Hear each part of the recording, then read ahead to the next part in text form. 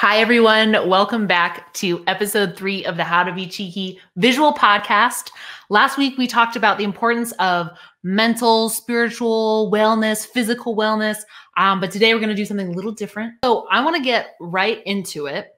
So we have been talking about, we've been, staying around this theme of like when it all began. And I really like that because I feel like that is where so many people are looking for information. And that's the stage where I feel like a lot of entrepreneurs are like, oh my gosh, like how do people get from idea to making it work? So Cheeky officially launched last March, but it wasn't born out of like thin air stardust. Yeah. April, do you want to talk about how it came from Swig and Swallow, why you chose to rebrand, what happened? Yes. Well, that's a very broad, big question. So I think like so many entrepreneurial stories, this didn't come out of nowhere. I've been in food, beverage, and hospitality for 25 years. Started off making $3 an hour when I was 13 1 year old. Well, no, I was 13, but I worked in the industry for a very, very long time, like all positions front of the house, several positions back of the house, and tried to leave the industry actually on a number of occasions, just being like, there's got to be something better out there or something that I like more, that I'm more passionate about. And it turns out that I just hadn't found the sort of right thing for me or the right fit for me within the industry. So after getting into craft cocktails, probably around 2008, 2009, I ended up making my way from Boston to New York. Again, I'd bartended, served, all that stuff, managed. I started working for Bacardi Rum. I was a brand ambassador for their rum portfolio, started spirits consulting. I've consulted with Diageo for a number of years. And about 5 years ago, I just had this insight of, there's so much about connection in this industry. And that is, every culture around the world has rituals around food and beverage. And this is really meaningful to me. And how do I find an opportunity in this space that I think is worthwhile to work on and helps people connect better? So about 5 years ago, and I started really thinking about this. And initially I was thinking mocktails maybe, so there's better inclusion for all social engagements. And then I was thinking, okay, well, there's so much that goes into hosting people in the home, and how do you make that easier and less stressful for people? And so that was where Swig and Swallow really was born, which the idea was, comparable to what we have now, but really high quality, bar quality cocktail mixers. We sold the bottles half full, so you would add the spirit directly to the bottle to complete the drink. No measurement required.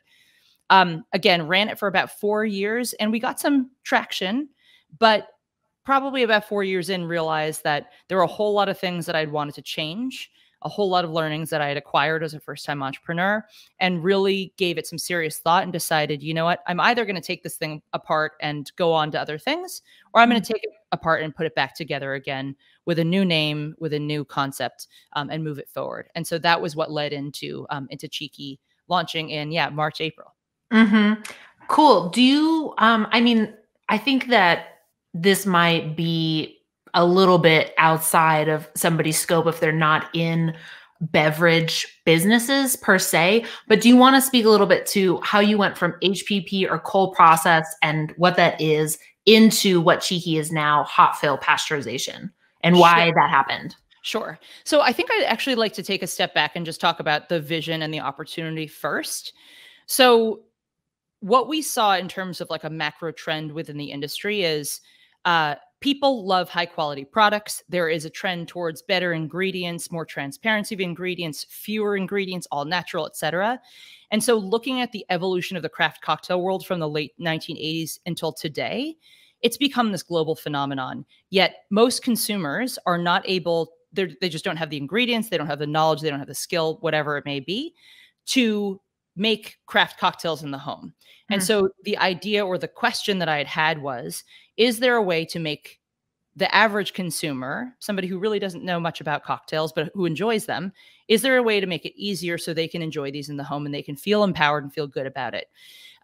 So that was the question. And what ultimately evolved from there was batch cocktails. Batch cocktails are just really big versions. You make a much bigger version of the cocktail you're making. So maybe you make 10 or 15 at the same time, and then you can split them off and serve them individually. So it's a much easier process. Professional bartenders use this worldwide to make serving cocktails at volume more easier.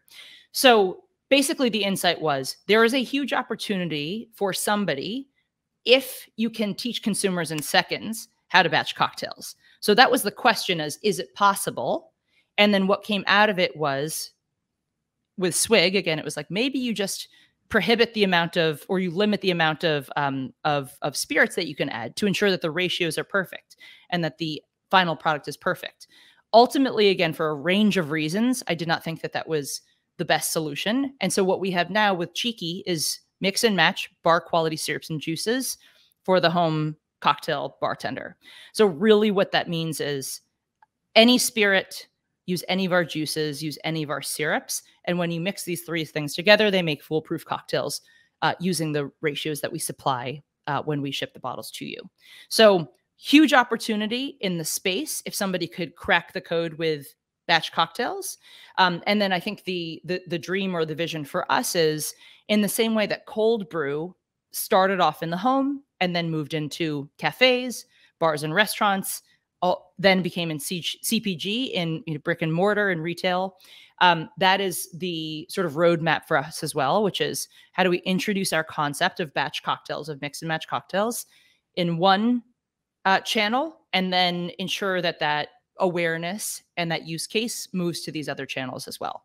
So sorry to derail that a little bit, but I just wanted to speak to that first, because that kind of brings us into the question of like why HPP versus shelf stable. So I can address that if you'd like.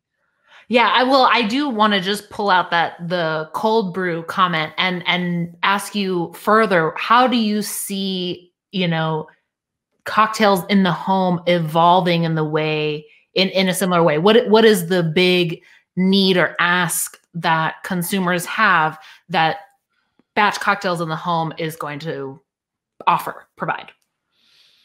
So I think if you take a step back and you look at drinking culture in general, so humans have been consuming alcohol since around 3500 BC, starting off in the Fertile Crescent with beer and mead and things of that nature. So we know that there is history there. We know that there's hundreds of years of history in spirits consumption.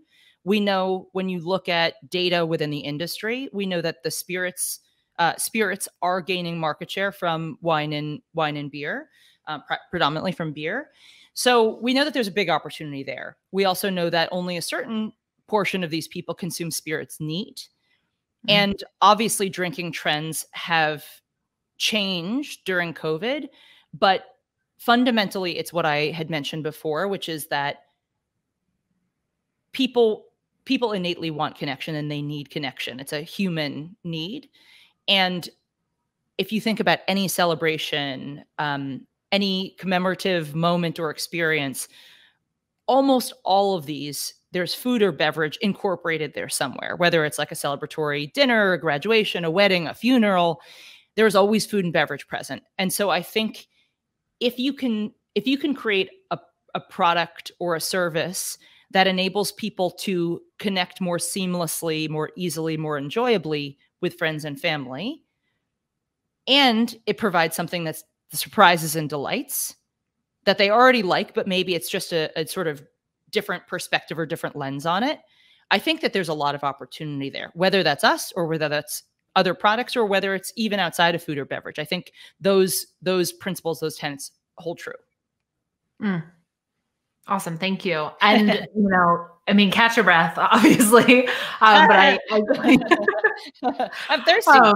But next, I would love for you to speak to HPP Cold-process. I mean, not to pull any parallel to cold brew, or to belabor the parallel to cold brew, but the difference between something that can live in your fridge versus something that can live on the in the cabinet or in the pantry.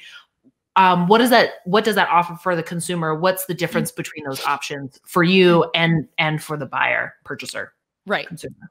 Okay, so you're like, answer my original question. Yeah, I'm like, let's circle back. No, good on you for bringing me back there. So let me address this. So firstly, HPP is high pressure processing or high pressure pascalization. It is a manufacturing process that ensures food safety for a range of different types of products inclusive of juices.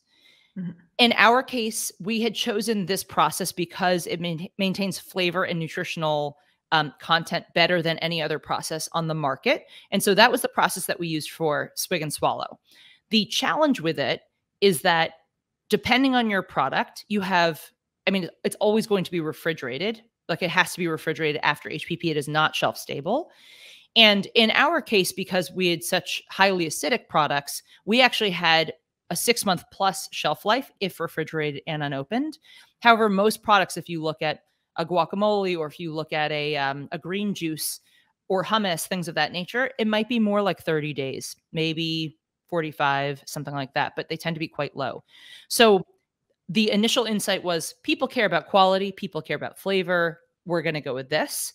After years of selling the product, we realized that not only is it challenging from the manufacturing perspective of shepherding raw materials and then the finished product through the supply chain, because it has to be cold all the way. Not only is that problematic, but when you sell it to the consumers, if you think about the amount of refrigerated space people have in their homes or even retailers have in their brick and mortar locations, it's quite limited. So we ran into a host of challenges there. And quite frankly, we're also doing a lot of e-commerce, and shipping refrigerated product means you're also paying a ton of money for thermal packaging, for ice packs, things of that nature. So it was challenging in that regard. So part of me taking this thing apart and saying we're going to go with a shelf stable hot fill process was we need to get to shelf stability, and we also really need this to taste good. So what is the least invasive process that we can use where we don't have to add additives, we don't have to add preservatives, we're still able to maintain the highest quality that we possibly can, and also ensure this is shelf stable in an ambient context. And so that was the decision for that. Awesome. And to bring this back, I mean, I'm going to let you catch your breath again, not just fire questions at you the whole time. Thinking about going from idea to actual process. For somebody who it's their first time, it's not a rebrand. Can you speak a little bit to conceptualizing and moving into action, and how that is kind of like what is the first step to making sure you have an idea that's worth committing to? I think maybe let's speak about food and beverage particularly, just because I think it's helpful to bring this out of abstraction into specifics. And I think people can identify even if they're not in this industry. So for me, I actually have business ideas all of the time. So the first thing is I have the idea, I do a lot of writing. So part of my process is just writing things down, mapping things out, feeling it out. Am I really excited about this thing? Do I think it's fun? Do I think it's funny? Could I see myself doing it in the long term? Or is it just something that I have as an idea and I laugh about it? A lot of my ideas are sort of like have a little bit of humor to them. And then I'm done with it. So that's one of the things. Depending on the quality of the idea, I start bouncing my idea off of people almost immediately. I tend, depending on what the idea is. So I had an idea for, I guess it would be a SaaS product, a software as a service product. I do not come from that industry, obviously, but it would be sold to other businesses. So it'd be a B2B company. And because I had already done a lot of thinking about the idea, the first people that I bounced it off of were actually really, really high level experienced entrepreneurs who have either exited their businesses or their business have scaled to many, many, many millions of dollars, or global companies, et cetera. So I fortunately had access to those folks, but I would ask the people that people whose opinions I value, depending on the product. So for example, if I'm trying to design something for mass consumers, I would probably ask the most random selection of people that I ran into. Because again, it depends on what kind of feedback you're looking for. But I personally think one should ask for feedback immediately and just take it in. Take it in. Don't take it personally. Just take it in and incorporate it. Again, take it with a grain of salt, incorporate it in sort of the way you're thinking about this. Then in terms of fundamental sort of next steps, I buy URLs like they're going out of style. So I probably own, I don't know, 30 or 40 different URLs for a range of different businesses. And so that next phase for me is like, do I want this thing to be a business? So, so for example, I'll use my other company, Recreational Beverages, which has done nothing, by the way, in terms of business. I've literally have not sold anything. I'm just holding it. What I did with this is I looked for Recreational Beverages as a URL. I bought it on GoDaddy. I think it's probably $11.99 or $12.99 a year, something very affordable. I actually bought maybe 20 of the related URLs for that. I also, before buying that, immediately looked around to see what other social handles are available, because as you're coming up with a name, that is very important that you're able to kind of own that across the platforms. So I have been sitting on a bunch of those for a while as well, not just for that, but for other ideas. And then I also at one point had, I don't know, 8 or 9 Squarespace websites. I did a tutorial, and maybe we can link to this, but I did a tutorial for aspiring food and beverage entrepreneurs, where I show you in maybe 3 to 5 minutes how to build your own Squarespace website. And I highly recommend any entrepreneur at least get the experience of doing it, even if you have no intention of keeping it. And you can do this $0. You can make it, have access to the free trial for a couple of weeks, and then go from there. But basically, I think the point is, of all of these first steps, it's about getting yourself into the mindset of, if this is a thing for reals, I got to push it forward a little bit. And again, feel how I'm feeling, because if you are not like out of your mind excited about this thing, it is never going to be a success. Like, I mean, again, I've been working for 25 years to find the one idea that I thought was valuable enough to work on. Right. 25 years. And then again, it's been going more or less for 5 years. But like, even at the beginning, we didn't even talk about the beginning of Swig and Swallow. It actually used to be a cocktail batching and delivery service before it was ever a CPG, consumer packaged good product. And that, I mean, I have all these pictures of it where I first tried, I was like, okay, I'm going to do this half full thing. I'm going to do it, sell business to business. And I was literally making these juices and syrups in my home. I had to figure out where to buy milk jugs. Before the milk jugs. I remember the milk jug. Yeah. But even before that, again, I've posted this on Instagram before, but I had maybe 3 or 4 different vessels. Like, I bought these camping water jugs where it was like 5 gallons. And like, I was like hauling these to events where it's like, yeah, you're basically like I don't know. The craziest jungle juice jug. April's rolling up to the frat houses like, what up, guys? Well, no, I mean, the funny thing, and again, there were a bunch of different vessels, and I've got pictures of all of them. But the funny thing with those is I was like, this is great, because again, I can just bring like 1, 2, or 3 to the event and drop it off, and then I'm done. But the funny thing is that they weren't like hard. They were like a soft plastic. And if anyone's ever tried to pick up a waterbed, it's basically oh no, it's a terrible. People feel like I'm here with the waterbed of margaritas, or just like, we love April. That is a brilliant idea. Who would not want a waterbed filled with a margarita? I mean, you're right. Nobody, no one on earth doesn't want that.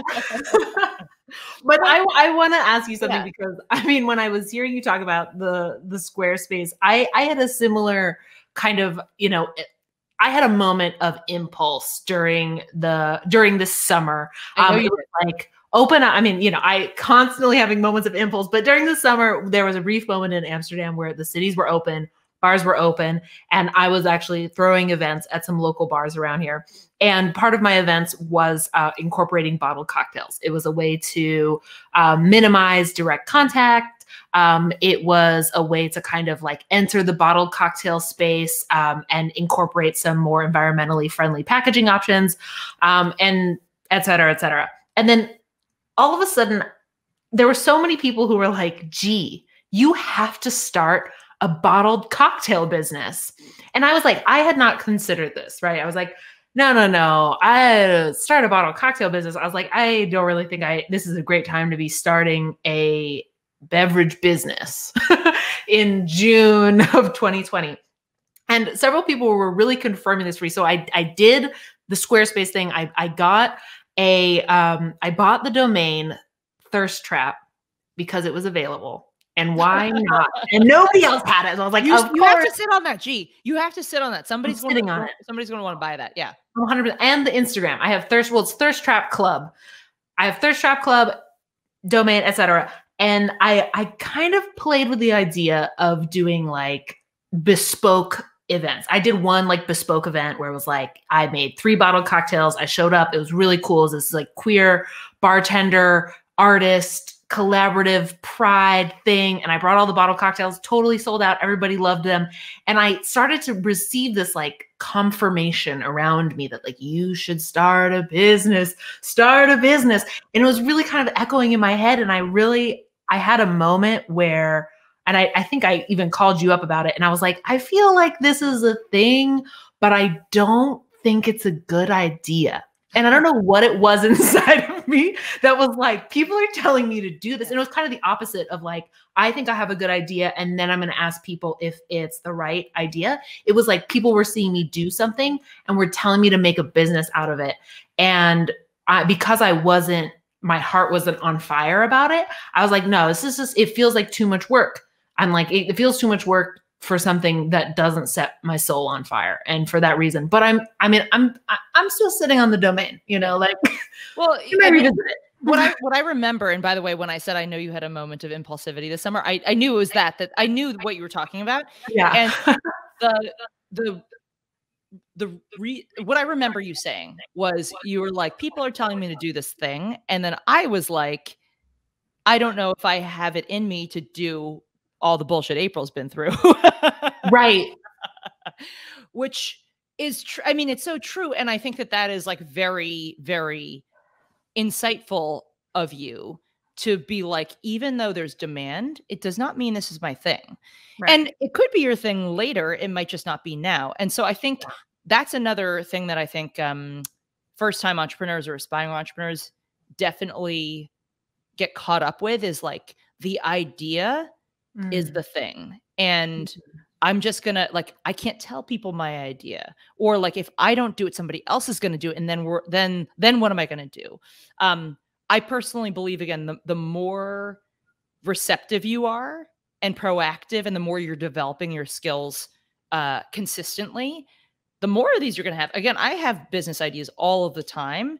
And I also know that there's only so much that one can do in a given day, week, month, or year. And so I just have these like all in the back of my head, ready to go at some point. But I mean, again, you and I have talked about this before. I think that you would be a phenomenal entrepreneur. And obviously you've been learning so much during, in the past, well, not just the past year. It's really not easy, and only crazy people do it. Only crazy people start businesses. And I think, also to the point of like, look, and I know that I'm not alone in this, in that there's a lot of people who, there's a lot of really young people who have started businesses during quarantine, a lot of like teenagers, who have started businesses on TikTok, on Instagram, and have, taken over e-commerce and changed it in a way that we have never seen before. And when I see things like that, it is really inspiring. And it does make me want to say like, look, anybody can do it. And, there's nothing that holds anybody back. And it doesn't matter how old you are, how much experience you have.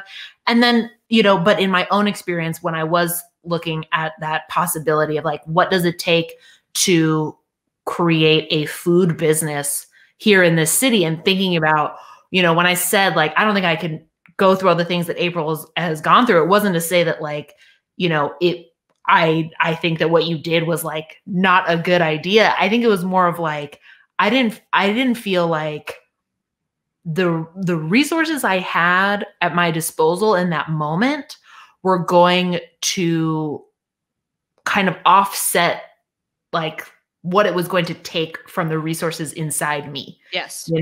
And I think that like, in a different, when you have access to, like you said, individuals who have exited businesses, have scaled businesses into multi-million-dollar businesses, and already have a career as a consultant, I'm very much like just transitioning out of being a bartender and like working paycheck to paycheck and only working in service. And quite frankly, like that kind of, that doesn't cushion getting a business off the ground financially. And I think a lot of people wonder how to fund a business. Mm-hmm. And I mean, that could be another conversation. Yeah. Well, no, let's touch on this. Let's touch on this like high level, just because again, we can go into that really, really in depth at a later time. I agree. But high level, if there was anything that I learned from this process, well, there's a ton of things, but like the I would say the two main ones is regarding financing.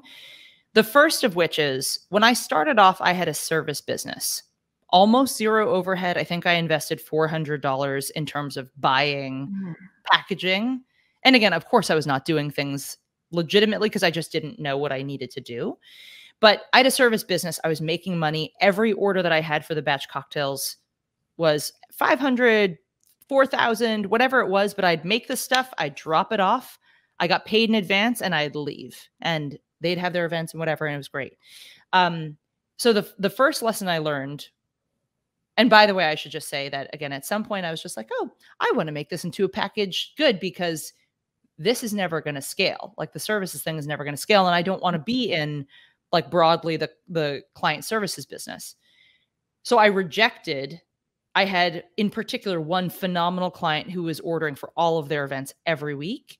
And I told them, we don't do this anymore. So the two learnings I have is if for anyone who wants to start a business and they don't have a lot of money, service first, keep your overhead zero or as close to zero as possible. If you can make a living off of your skills, do that. Do not do something, which is again, what I did, which is I almost immediately with no resources launched a business where you have to buy material, pay for them either up front or net 15, net 30 days.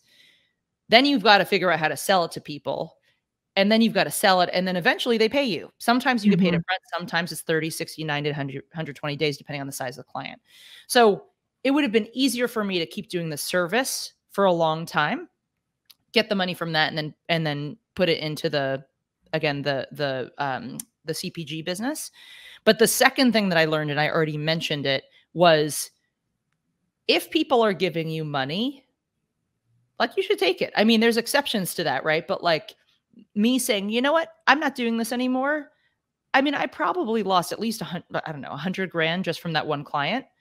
And immediately went into learning the very hard lesson with the next iteration of Swig of like, oh shit, nobody knows this thing and I don't have anywhere to sell it. Now I need to figure this stuff out and I don't have money going into this thing. So service, if you need money and people are offering it to you, take it. Again, try not to go the illegal route, but monies. I'm like, yeah, like make sure, try to question the sources, but no, but for except real, loan sharks. And and that's another. I've learned so much about finance in this process, and that was something that I was like really had no idea about this whole time. And that's an important thing too, which is how much can you personally afford to put into this? If you can't fund it yourself, are you going to get it from somewhere else? Sometimes people get investment for ideas, but for the most part, they don't. I mean, there's a host of questions you could ask yourself, but I would say, again, for somebody who's just dabbling with entrepreneurship, if you can make your living just having an Instagram, awesome. If you can make your living just having a website, awesome. If you can make a living based on word of mouth, like your consulting services, and again, your overhead is zero, amazing. But you really, and this is again, part of the entire entrepreneurial journey is you have to think about what you love doing and what you'd be happy doing for a long, long, long time, what things you're good at. You definitely have to think what things you're bad at because they may be fundamental to the business. I mean, it's totally true. And so as you get more resources, like you're probably going to want to invest in legal. You're probably going to want to invest in a bookkeeper or, a legit good accountant, especially if you're not good at those things. If you're good at those things, then, maybe you don't have to. Right. But even still, even if you're good at those things, those are full-time jobs. That's why there are full-time accountants. So you can run the business and be a full-time accountant. I mean, 2 full-time jobs is a lot of jobs. Like too many jobs. Yeah. Well, I mean, as you said earlier, I think anybody who is like a real entrepreneur has to have like a pretty serious element of crazy because it's really, I mean, I'm in the cheeky We haven't even talked about this. I'm in the Cheeky studio right now. Yeah. I've been here just for the course of the podcast. Downstairs is our facility. So I'm ping pong between the two. We're doing all this food safety stuff today, also tax stuff. Also, I'm going over legal documents. Like I probably have like 5 full-time jobs just today. So you got to be a little bit of a nut to want that. Agreed. And I mean, there was a few things that we really wanted to get into about the studio today, about affiliate marketing and the bartender affiliate program. But yeah. Why don't we, if you're okay going over a few minutes, why don't we don't have to touch on all of them, but I think the studio, just because it came up, is probably relevant. And then we can touch on the rest of the stuff next time. I mean, at least to be like, what is it? Because it's had this very like sneaky, soft creep up on social. So yeah, can you tell us what's the Cheeky studio? Yeah. Well, so it also relates actually to what you were just saying about financing the business. So as I previously stated, it's easier to make money if you've got skills, of course. It's easier to make money in a lot of contexts on a service than it is necessarily on a product. Because again, with a product, there's the COGS, the cost of goods sold, there's all of your overhead, et cetera, et cetera. Whereas a service, again, presumably, depending on what kind of service it is, you can either do it with no or very low overhead. So basically, the Cheeky Studio is the content arm of Cheeky Cocktails. So it's not a separate company. It's just a part of the business. And so what happened is, as we started getting a couple folks into the facility to help with logistics and operations and production and fulfillment, it became evident that, okay, we need to do a better job of communicating out about who we are, what we do, what our brand ethos is, et cetera, et cetera. And so we started making all of this content. And obviously, G, you've been part of this, which is photo, video, claymation, stop motion. We've all picked up a ton of skills because we mostly taught ourselves this from scratch. A lot of editing, photo and photo, audio, graphic design, all that stuff. So that evolved, and we started getting requests to do this for clients. So we've got a couple of Spirits clients currently where we're doing pictures, words, and videos for them. And again, Cheeky Studio is also a physical space. It's a little teeny tiny little place, just a few floors up from our facility. So I'm physically in the studio, but it is our content arm. And I'm actually just recently started posting out to Instagram at the Cheeky Studio with some of the work that we've been creating. So that's what it is. But again, on the creative side, like, it's just been amazing to harness our skills and use them for other clients. And of course, have the opportunity to improve ourselves. And on the financing side as well, it's something where we are already paying for the people to be working on this. So it's kind of like basically 100% profit, when we do these projects for clients as well. So in terms of financing the business, it was what I considered to be like a potentially thoughtful way to just get more dollars into the business, doing what we're already doing already. That is awesome. I feel like, it sometimes talking about these things, it feels so, because I'm in it, obviously. I love to talk about it like, oh, I like didn't know any photo video editing, and now I'm like so good at Adobe. And then I gotta have to have this moment where I have to realize I'm like, wow. So like every scenario is so different, right? And every entrepreneurial experience is so different. And even in different states and cities, I mean, the rules and regulations about everything. I mean, even like online censorship versus like how you can buy a bottle of booze versus how you can send a bottle of booze versus like, so many different things. And so, there's no one size fits all, obviously. And, for people watching this, like take what works for you and leave what doesn't, and tell us what works and tell us what isn't working, and all of that. And I am just so excited to see how Cheeky is kind of branching in what feels like different directions, but overall has this common hood of like being awesome about bringing people together and upping our skills as a team and providing skills to other people and telling everybody how we've done it. and like not keeping anything like a secret or like trying to hoard any kind of information. And I mean, it's because of that I can even be in Amsterdam and still be a part of Cheeky, right? Because I was going to leave New York and be like, okay, bye guys. Good luck with the business, you know? Well, so this kind of, I mean, again, I think to some people on our team, it was a little bit like when I said we were launching basically the content agency arm. Right. But if you think about it, so we all, like the entirety of our team, I think there's seven of us maybe right now. But the entirety of our team, I'm like, I've got to count.